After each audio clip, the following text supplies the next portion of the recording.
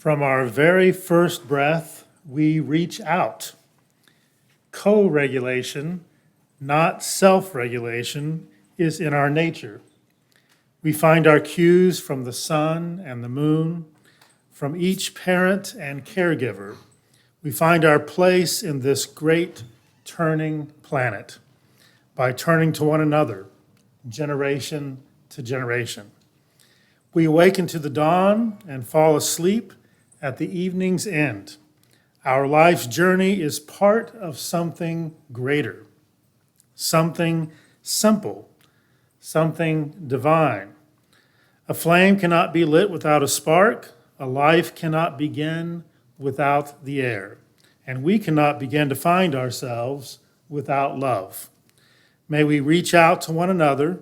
May we offer love and nurturing care. May we join together in celebration of the interdependence of our lives. At this time, we have an opportunity to light our candles of community in the back of the room. We can light a candle for a joy or a concern, or simply to bring more light into our space.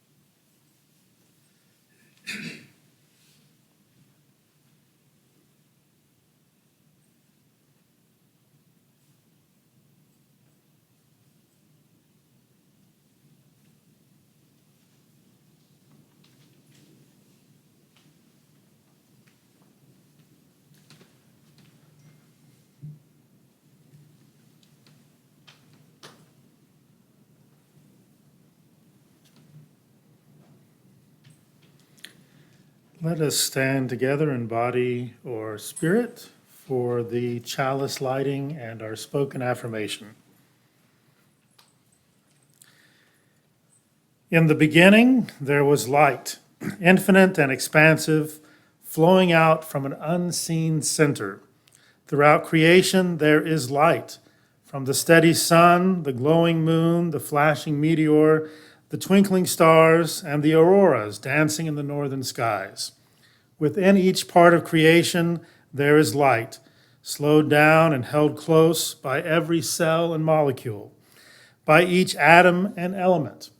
Within you, there is light, the same light as the source, the same radiance that is in all creatures. May this small flame be a constant reminder to you of your true nature and your kinship with all beings. Let us join together in the spoken affirmation.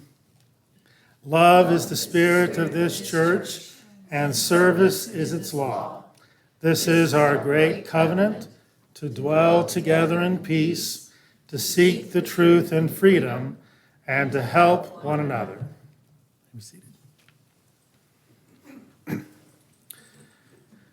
Our opening thought this morning comes from Aldo Leopold, from his writing, The Land Ethic, in a Sand County Almanac. Leopold writes, "The land ethic simply enlarges the boundaries of the community to include soil, water, plants, and animals, or collectively, the land.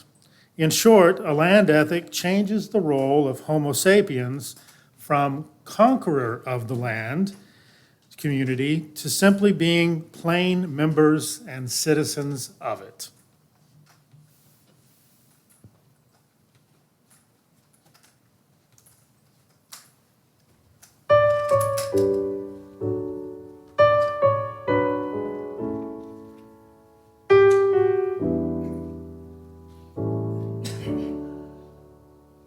All creatures of the earth and sky, come, kindred, lift your voices high. Alleluia, alleluia. Bright burning sun with golden beam, soft shining moon with silver gleam. Alleluia, alleluia, alleluia, alleluia, alleluia. Swift rushing winds so wide and strong, white clouds that sail in heaven alone. Alleluia, alleluia. Fair rising morning, praise, rejoice. High stars of evening find a voice. Alleluia, alleluia, alleluia, alleluia, alleluia. Cool flowing water, pure and clear, make music for all life to hear. Alleluia, alleluia. Dance, flame of fire so strong and bright, and bless us with your warmth and light. Alleluia, alleluia, alleluia, alleluia, alleluia.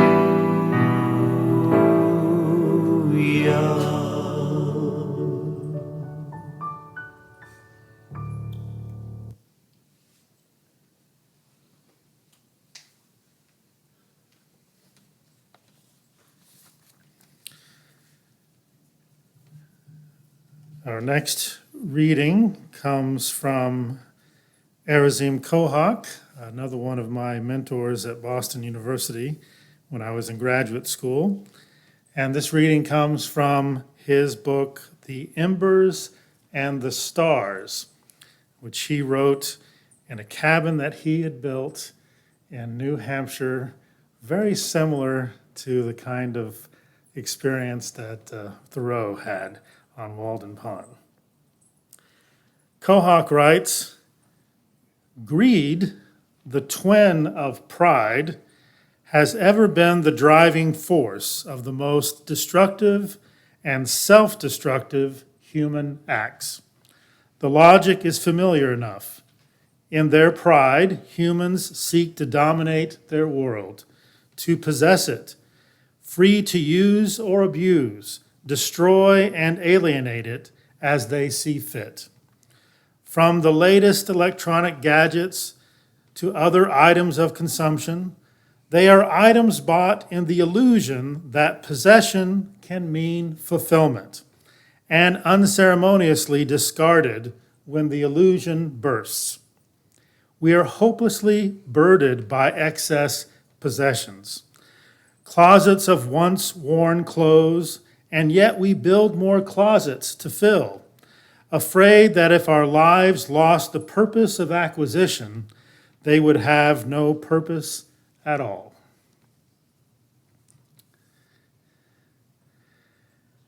As we prepare for our meditation, which comes to us from David Folker, a guided meditation on the ecological self, a few suggestions before we start.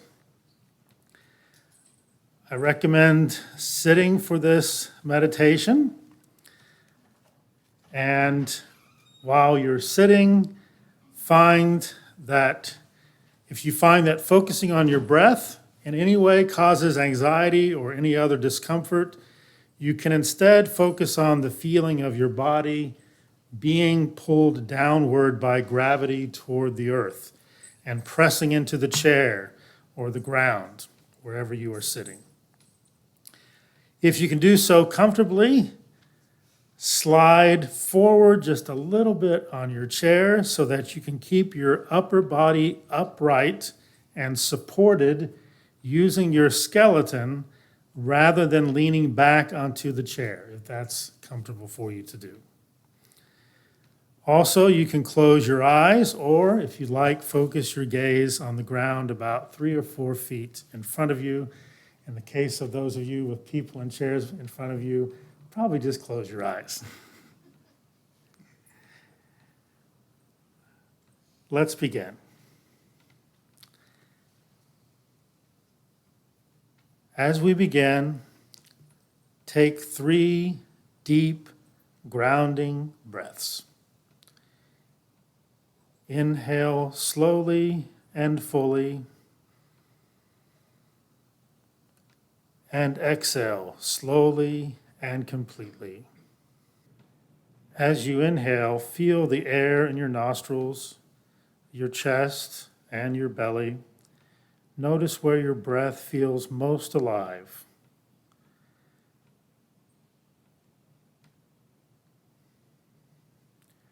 The oxygen being absorbed in your lungs came from the trees, the grasses, the phytoplankton of the oceans, and all of the green plant beings.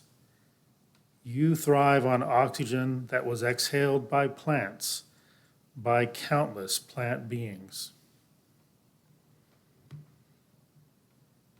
When you exhale, the carbon dioxide formed inside your body may well be inhaled by plant beings. We living beings breathe in and out together. If it feels good to you on your next out breath, exhale gratitude for this life-giving air. Notice the weight of your body pressing into the chair. Well over half of your weight comes from the water in your body. Imagine where that water comes from. See in your mind's eye how the water gathered in the clouds, fell from the sky as rain, flowed across the earth into a stream or river or lake. Or perhaps it seeped down into the earth and joined the groundwater.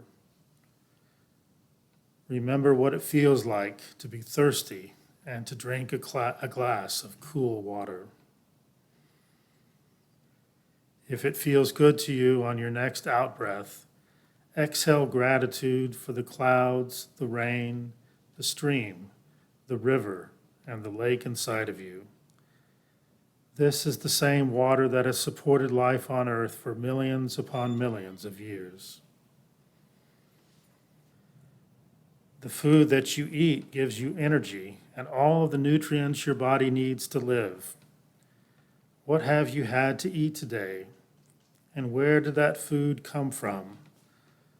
From the sun, the soil, the water, the air, the mycorrhiza fungi, the plant beings, and perhaps also animal beings.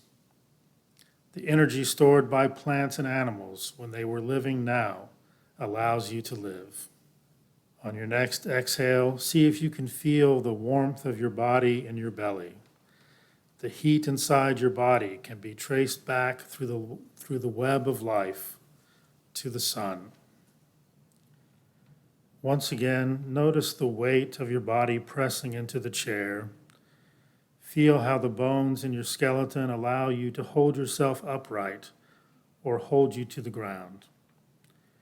Feel how the gravity of the earth pulls you into your chair, pulls you toward the ground. The minerals in your bones come from the very earth that pulls on you, from the very earth that holds you close. And before you were part of the earth, these minerals were born in the stars. Can you feel the clouds and rivers in your veins, the breath of the plants in your lungs, the energy of the sun in your belly, and the minerals of the earth in your bones? Can you feel how your life is connected to all other life on this planet? If it feels good to you on your next out-breath, exhale gratitude for the winds and waters, the plant and animal beings, and the living planet of which you are a small part. How will you reciprocate these gifts? What might you do to help ensure that all living beings can enjoy clean air, clean water, and healthy soil?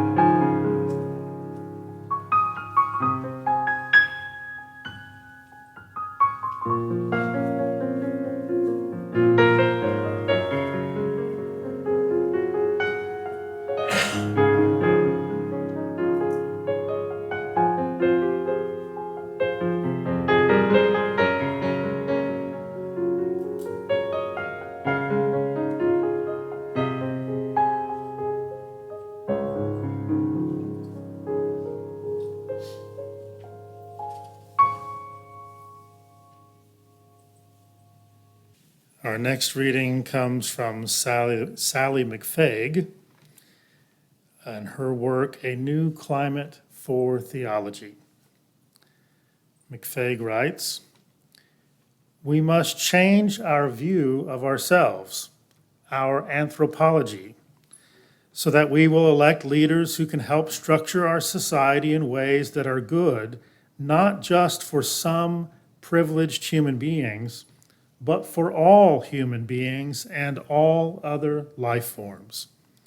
This is what global warming is telling us. We cannot continue to live as selfish individuals, heedless of the consequences of our profligate adolescent behavior.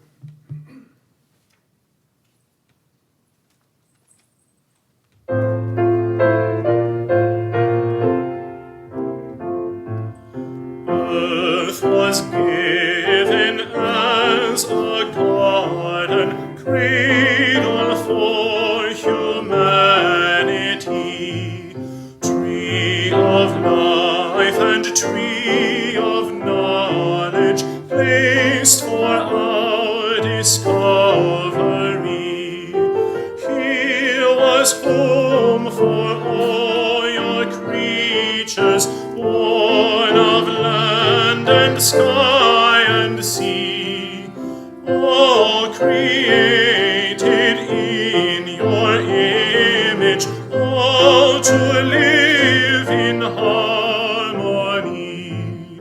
Show to us again the garden where all life flows fresh and free. Gently guide your sons and daughters into full maturity. Teach us how to trust each other, how to use for good our power, how to touch the earth with reverence. Then once more will Eden flower.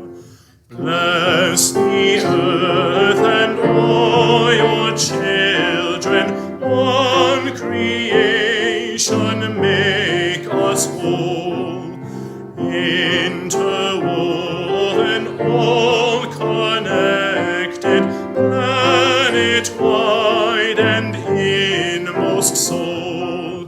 Holy Mother, life bestowing, bid our waste and warfare cease. Fill us all with grace o'erflowing. Teach us how to live in peace.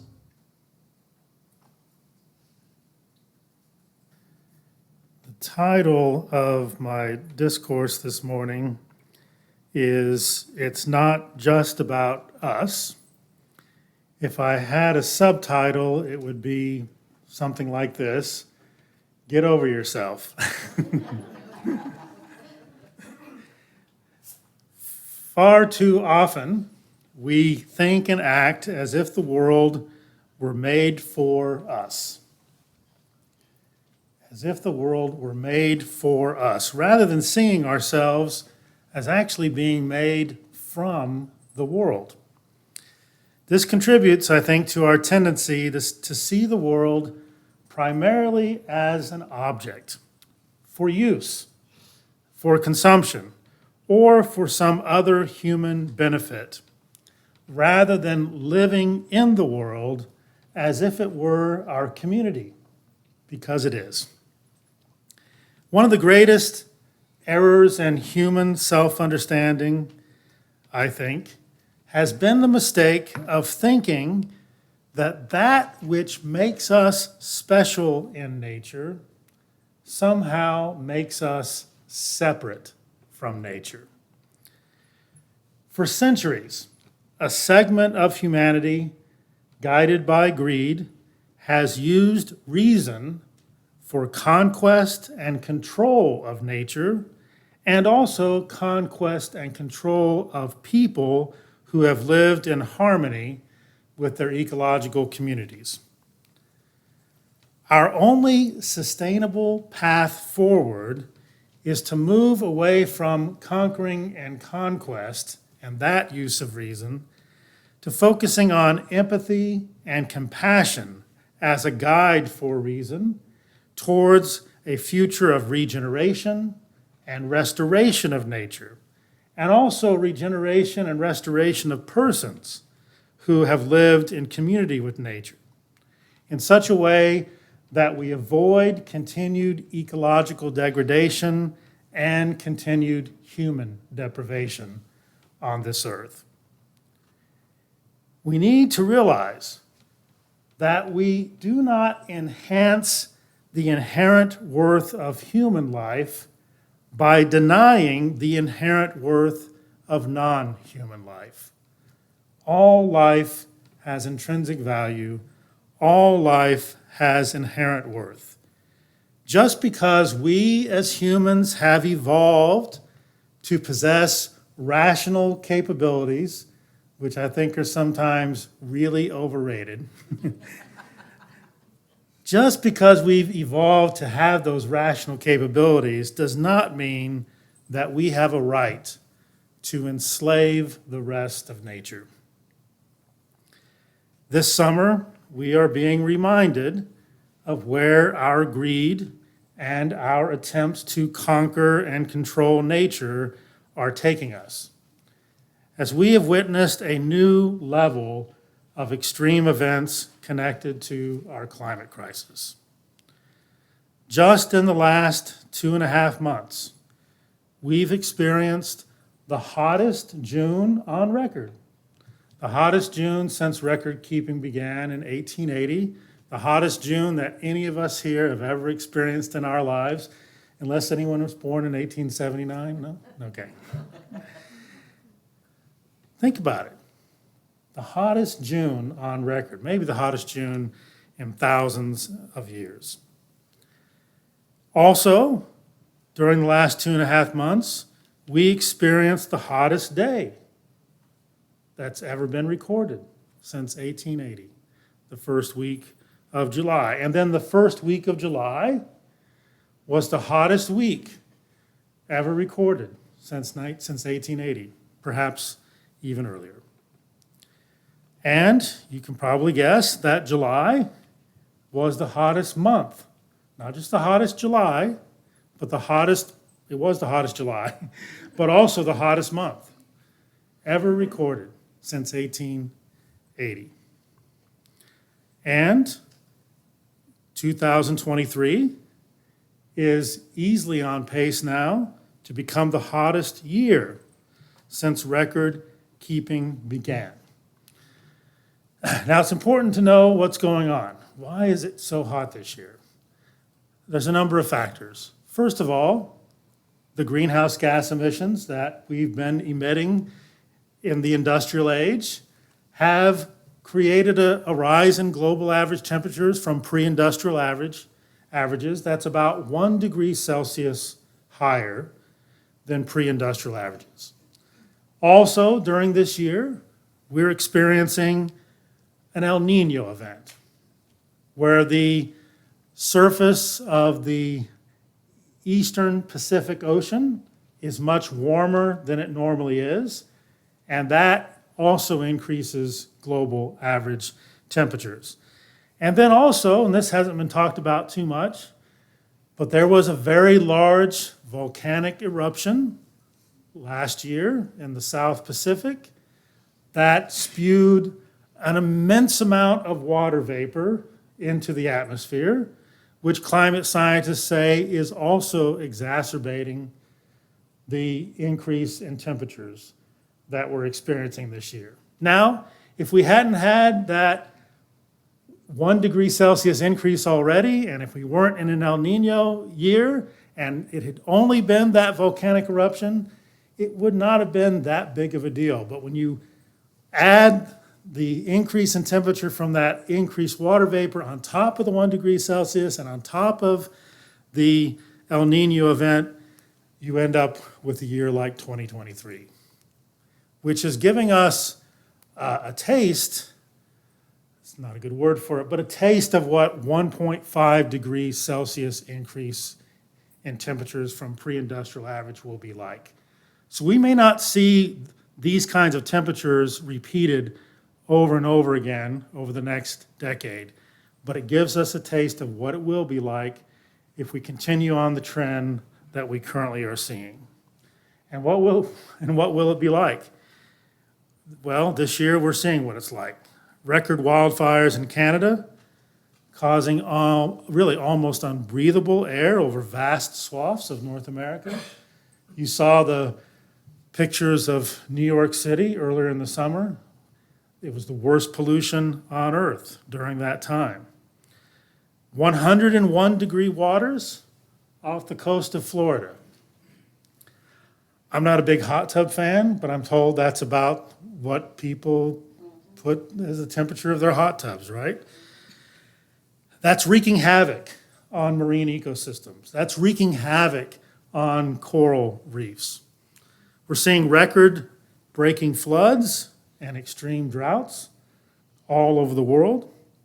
And then this past week, we witnessed the horrific fires on the island of Maui that were not necessarily caused by the climate crisis, but were exacerbated by factors related to the climate crisis.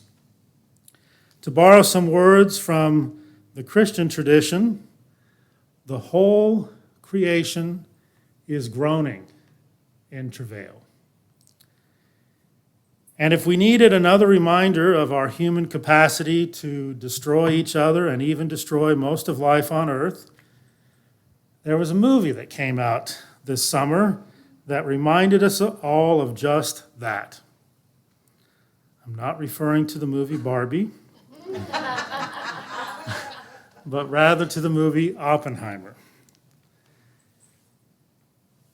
The movie Oppenheimer explores the events leading to the development, testing, and use of atomic weapons from the perspective of the scientist who led the work to create the atom bomb. And perhaps Oppenheimer was, in a sense, speaking for all of us when, after the detonation of the atom bomb at the Trinity test site in New Mexico, he quoted the words from the Bhagavad Gita.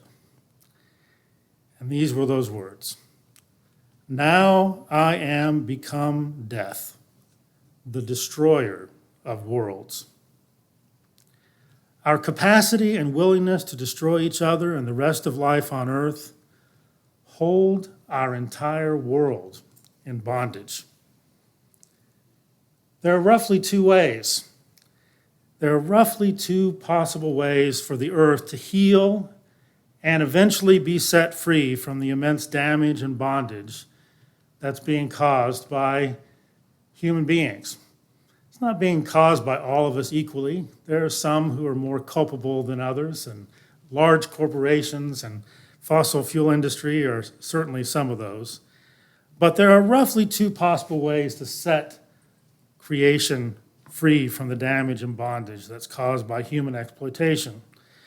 One way is for us to immediately engage in a multi-decade process of transforming our current ecologically degenerative economic systems, say that 3 times fast, that treat nature solely as a commodity, solely as a resource to be consumed. To move away from that and do the necessary work of creating regenerative systems as we find a way to thrive in balance with the carrying capacity of the planet. Sounds really nice, but very difficult to do. How do we break the addiction that we have from economic growth? We have a social, political, and financial addiction to economic growth that's very difficult to move away from. How do we move away from that understanding of the economy to an understanding of the economy that we need to thrive in balance, whether or not we have economic growth? It will require moving away from the use of fossil fuel as quickly as possible to preserve a livable climate. It will require intentional and systemic efforts to restore habitats, to restore ecosystems, for the recovery of wildlife populations that have been decimated over the past 50 years. It will require transformation of our economic systems, our political systems, our energy systems, our transportation systems, and our food systems. If that sounds daunting, it is. It is. If it sounds difficult, it is. If it sounds complex, it is. But it's all better than the other possibility. The other possibility for our planet to heal and eventually be restored from the ecological damage that's caused by human beings is this. The earth might heal from the damage caused by humanity and our current exploitative, extractive, and ecologically degenerative systems and practices that have created the climate emergency that we are experiencing. What could happen is we could continue to live as we are and continue to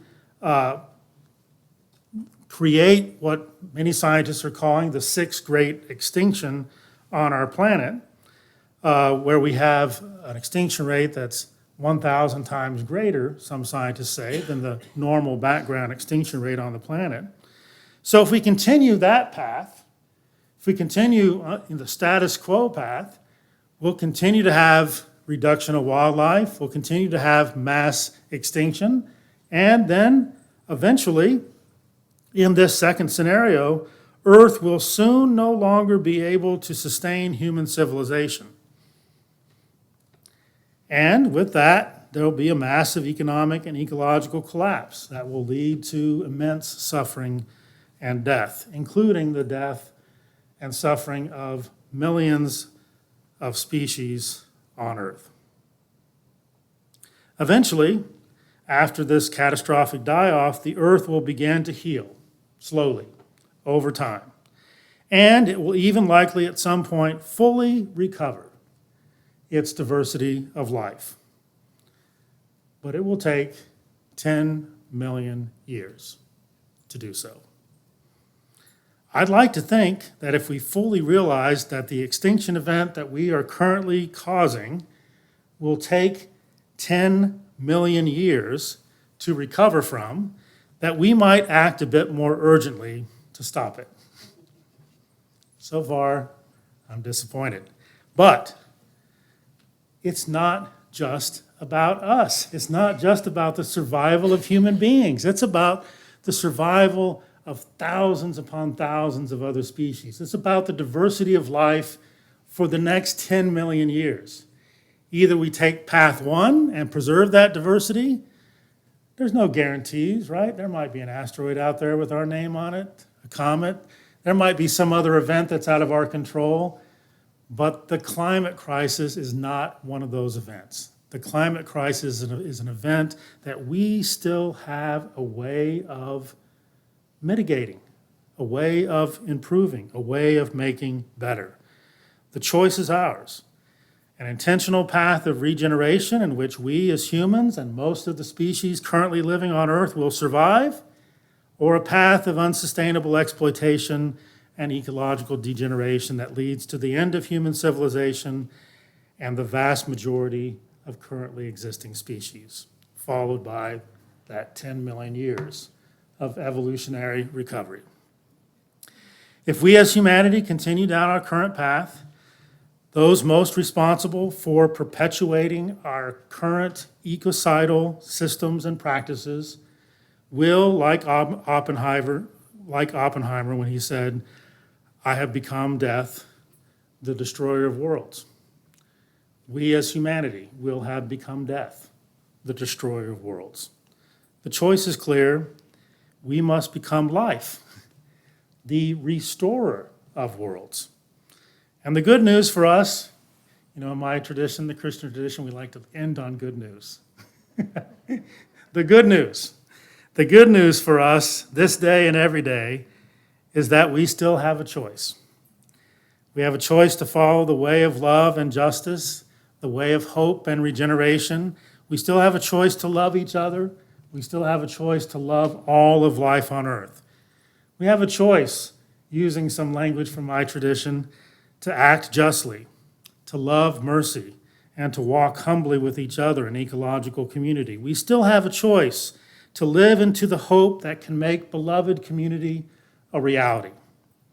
But in order to make this beloved community real, we must come to the realization that we have to reject the misconception that only human beings have worth, that only human beings have intrinsic value. We must come to fully realize that when it comes to the well-being of the community of all life, it is not just about us. So in the most positive way I can possibly say this, it's time we get over ourselves. It's time we get over ourselves so that we can be most fully open to each other, so that we can be most fully open to the beauty and the value of the beloved community of all life. One way of getting over ourselves is by giving.